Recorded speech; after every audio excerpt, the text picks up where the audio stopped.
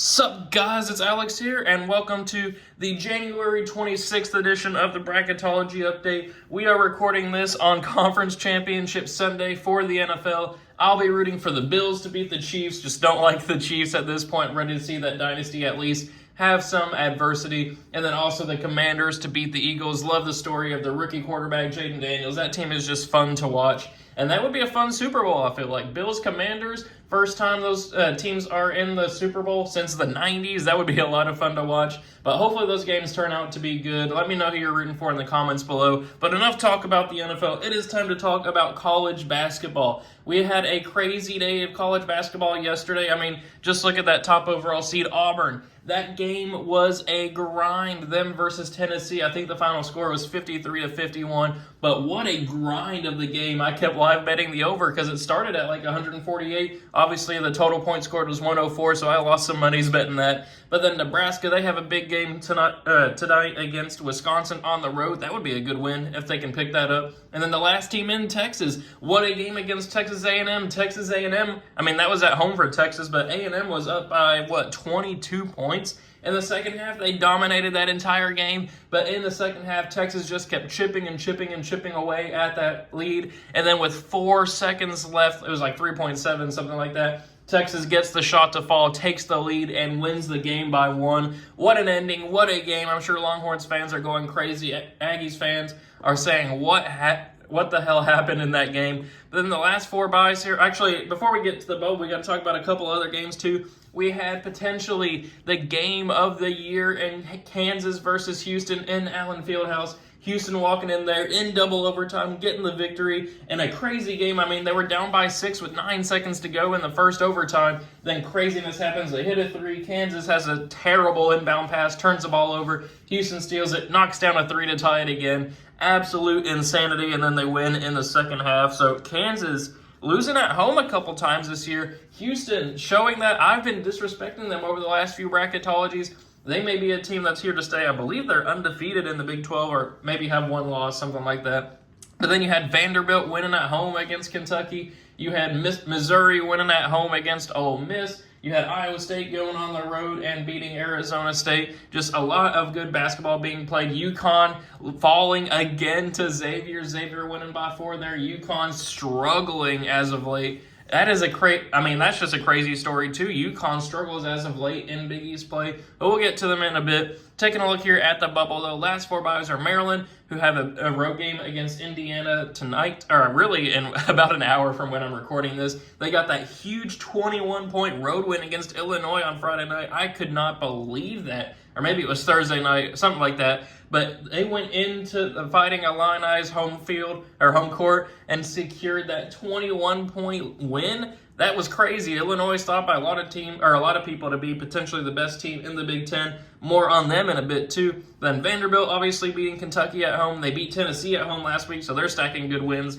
On Tuesday's bracketology, they should be in the tournament and off this bubble. Then Oklahoma got a nice win on the road, I believe, against Arkansas. Then North Carolina survived a test against Boston College. I don't know how North Carolina's still here on the bubble. I don't think they have a tournament resume right now. I feel like they should probably be in the next 4-out stage. I think it's just their name, North Carolina, here. We'll see what happens, but they are not playing like a tournament team lately, going to overtime at home against Boston College. Then the last 4 in are Pittsburgh, San Diego State, Ohio State, and Texas.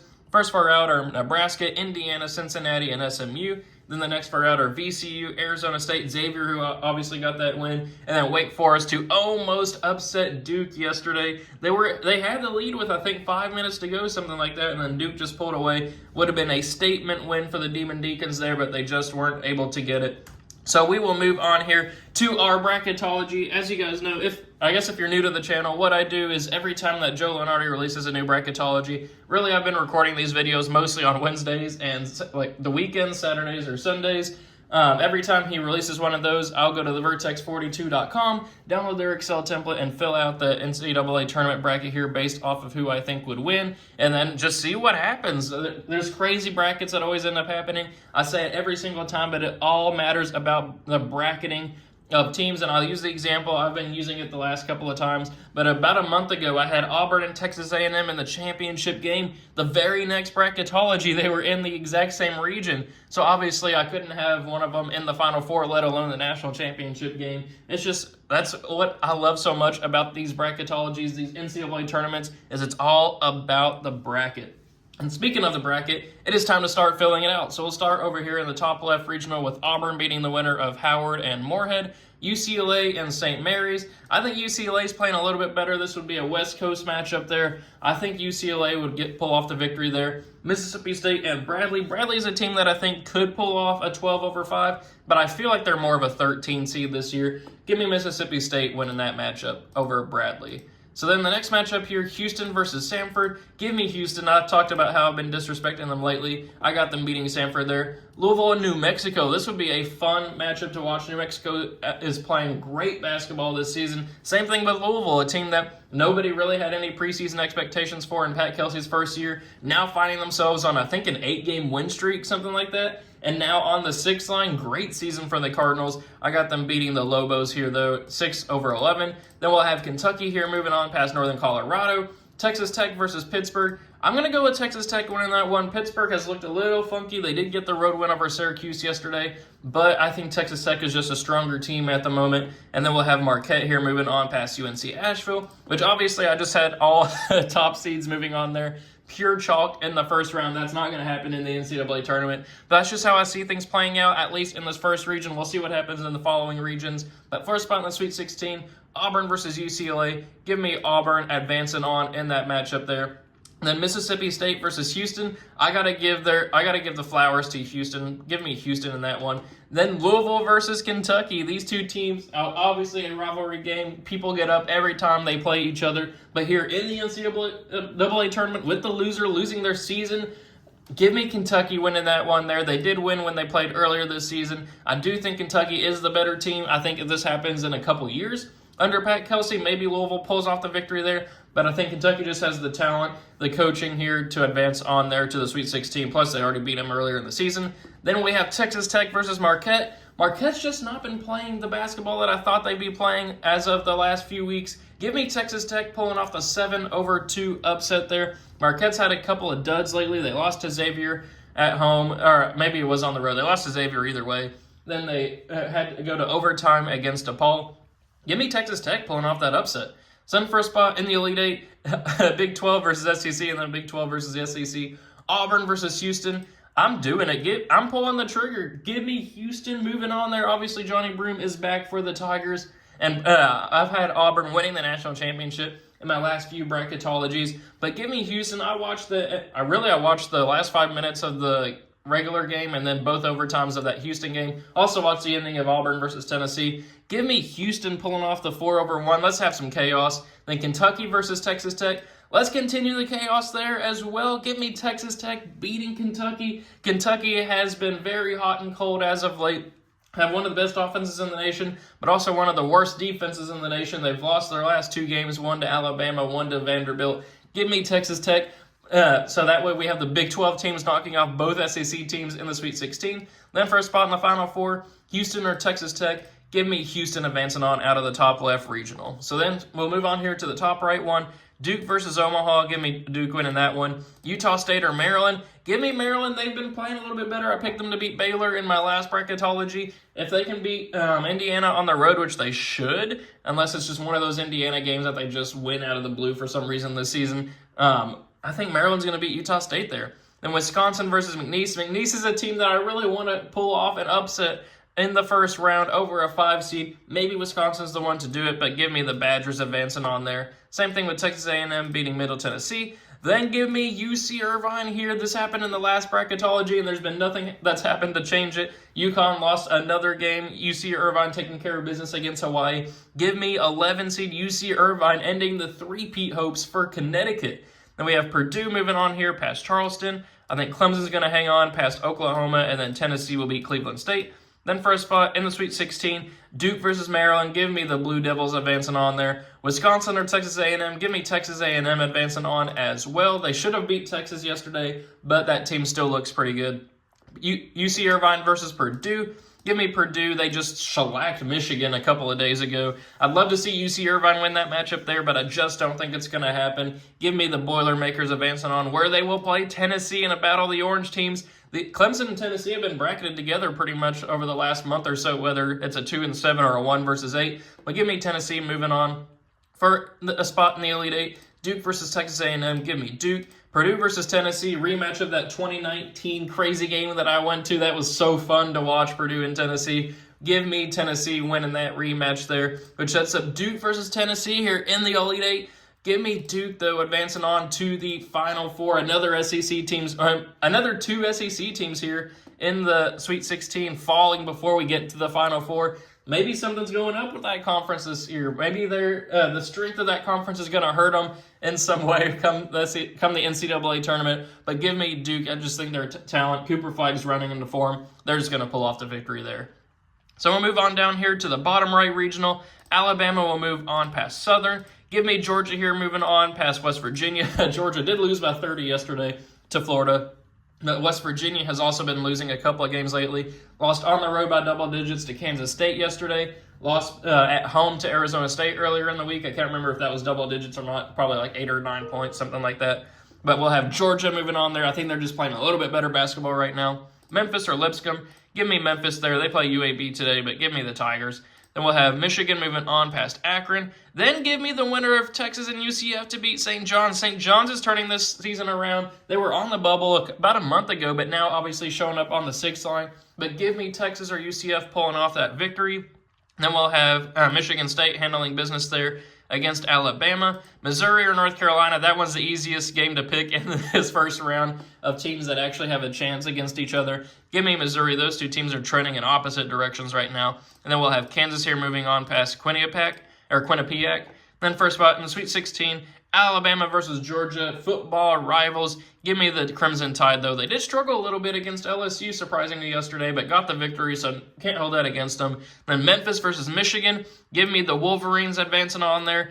The winner of Texas and UCF versus Michigan State. Give me Michigan State. And then give me an upset pick here. Give me Missouri pulling off the upset over Kansas. I think these two teams played earlier in the season, and I want to say Missouri won. Maybe I'm just imagining things, but I'm pretty sure that happened. I don't know why I would say it if I didn't think it happened. But Missouri playing very good basketball lately. Kansas has proven themselves to be susceptible. People are calling for an end of the DeJuan Harris, Hunter Dickinson era. Give me Missouri pulling off the 7-2 upset.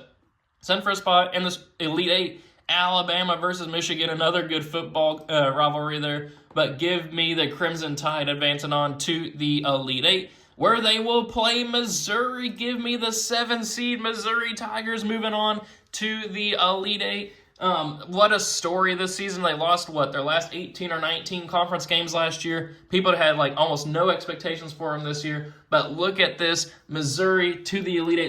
They've just been playing great basketball lately, getting quality win after quality win. I got them pulling off the 7-3 over Michigan State. No slight to Michigan State, but give me Missouri in that matchup, which sets up Alabama and Missouri SEC teams here for a spot in the Final Four.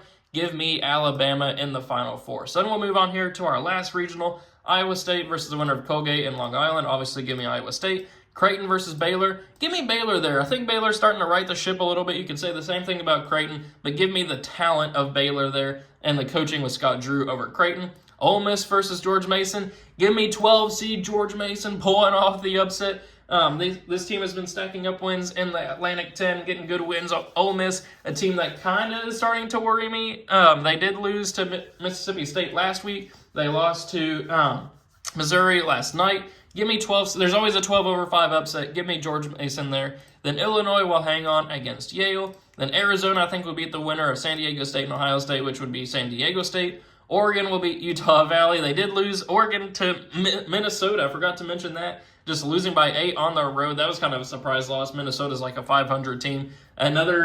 I tried to give Oregon their flowers in the last bracketology. We'll see what happens in this one. Gonzaga versus Vanderbilt. Give me Vanderbilt pulling off the upset over Gonzaga in recent NCAA tournament history. Imagine saying that Vanderbilt would beat Gonzaga in the first round. You'd be looked at and thrown off a ledge or something like that. But give me Vanderbilt. They're just playing better basketball right now.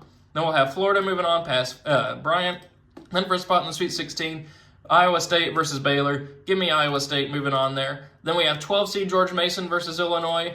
You know what? It's a bracketology in January. Give me George Mason advancing on there. I've been trying to pick Illinois to advance on. I picked them to win the national championship a few bracketologies ago, but they are just losing games lately. Are not looking as good as they should. I don't know what's going on with them, but give me George Mason. We got to have some chaos. A couple of double-digit seeds in the Sweet 16 at least. There's always one. Let's pick George Mason being that one. Then we'll have Arizona here moving on past Oregon. I'm over Oregon. I tried to give them their chance last week, and they slammed the door shut on me with Minnesota. They can't beat any national quality ranked teams like Illinois, Purdue, the like there. Give me Arizona, who's riding the ship 6/3. Then we'll have Vanderbilt versus Florida. I want to pick Vanderbilt to continue a run there, but give me Florida. They're just playing very good basketball lately. So then for a spot in the Elite Eight, Iowa State versus George Mason. The run of George Mason will come to an end here. Give me Iowa State there. Then Arizona versus Florida. Give me Todd Golden's squad and Florida advancing on. I think that would be a fun matchup, Arizona versus Florida, which sets up another 1 versus 2 here in the Elite Eight. Cream rises to the top. Iowa State or Florida. Give me Florida advancing on to the Sweet 16. So we have a 1, a 1, a 2, and a 4. Kind of chalky here in the Final Four, I do have to admit. We'll try to fix that in the next bracketology, but that's just how I've seen things playing out with the bracket. So for a spot in the national championship game, Houston versus Florida. Give me Houston making their return. Actually, no, they're not their return to the NCAA championship game, but give me Houston moving on here to the championship game over Florida. Duke versus Alabama. Give me the Blue Devils of Duke. And then Houston versus Duke for the national championship. As much as I hate to say it, give me the Duke Blue Devils winning the national championship. This team is just starting to round into form. They have 13, I think, straight wins now. Cooper Flagg, generational talent, leading that team. A great supporting cast as well. Great coaching. I just think the Duke Blue Devils are going to win it based off of this bracketology. So thank you guys for watching. I hope you enjoyed it. Let me know what you think of my predictions in the comments below. I'm sure there's going to be some comments about how chalky my bracket is, which those are pretty well founded, I will have to admit. But let me know what you think of your own predictions below. Hopefully you're rooting for the team that wins today in the NFL Conference Championships. Thank you guys for watching. Hope you enjoyed it, and I will see you all later.